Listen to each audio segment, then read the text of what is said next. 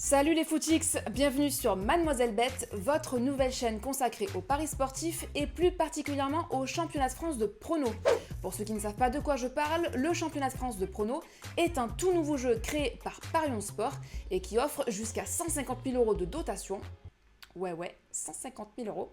Pour tenter de gagner, c'est très simple, il vous suffit de faire les bons pronostics pour chaque journée de championnat, pronostics qui vous rapporteront des points, points qui vous rapporteront peut-être de l'argent. Pour en savoir plus, je vous invite à regarder la vidéo de présentation publiée sur ma chaîne Mademoiselle Bet.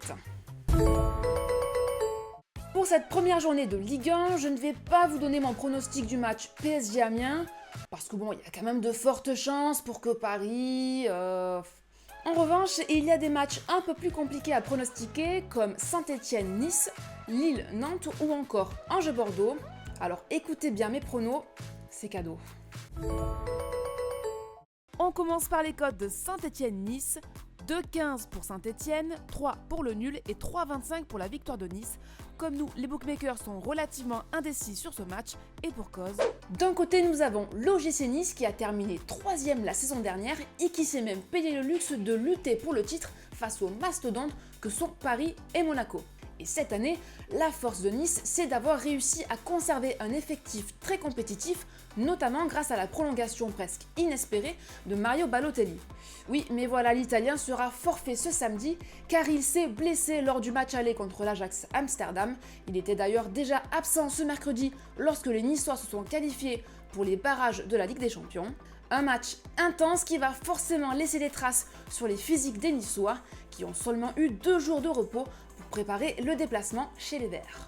En face, Saint-Étienne a frappé un grand coup sur le mercato des entraîneurs avec la venue d'Oscar Garcia, une arrivée qui a annoncé de belles promesses pour les supporters stéphanois. Oui, mais depuis, rien. Ah si, l'arrivée de Loïs Diony en provenance de Dijon pour 10 millions d'euros. Mais depuis, les Verts éprouvent toutes les peines du monde pour attirer des forces vives.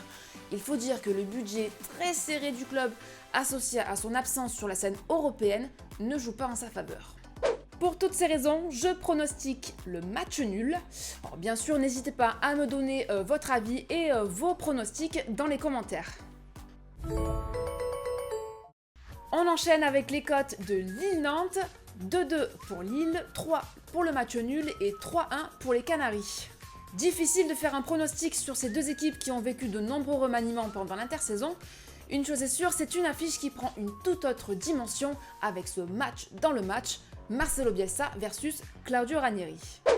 De retour en Ligue 1, El Loco a bien l'intention d'amener un peu de folie offensive à cette équipe qui en manque cruellement depuis son doublé Coupe Championnat en 2011. Et avec son recrutement XXL à l'accent sud-américain, il faudra se méfier du LOSC qui compte bien jouer les outsiders cette saison. En face, Nantes a eu le mérite de décrocher la 7e place du championnat la saison dernière, mais c'était sous la houlette de Sergio Conceição. Et même si l'arrivée de Ranieri a rapidement fait oublier le départ du technicien portugais, le mercato des joueurs ne s'est pas déroulé comme prévu. Résultat des courses, je pronostique une victoire de Lille. Si vous n'êtes pas d'accord, vous avez le droit, alors n'hésitez pas à me donner votre avis et vos pronostics dans les commentaires. Avant de vous quitter, je vais vous donner mon pronostic du score exact du match Marseille-Dijon, car petite particularité du championnat de France des pronos, vous devez choisir une équipe de cœur sur laquelle vous pronostiquerez à chaque journée sur le score exact de ces matchs. Vous l'avez compris, mon équipe de cœur c'est Dijon. Eh non, je t'emboucane fraté, c'est Marseille. Donc, pour Marseille-Dijon, je vois bien une victoire de l'OM 2-0 au Vélodrome. Et voilà, c'est tout pour cette première journée. J'espère que cette vidéo vous aidera à gagner des points et donc à grimper dans le classement du championnat de France des pronos. Si ce n'est pas encore fait, je vous invite vraiment à jouer en vous inscrivant. Le lien est dans la description de cette vidéo. Quant à nous, on se retrouve la semaine prochaine pour les pronos de la 2e journée de Ligue 1. N'oubliez pas de mettre un petit pouce en l'air si vous avez kiffé cette vidéo, ça fait toujours plaisir. Et puis si vous voulez carrément vous abonner à ma chaîne, franchement, ça ne me dérange pas. Allez, bon week-end, ciao!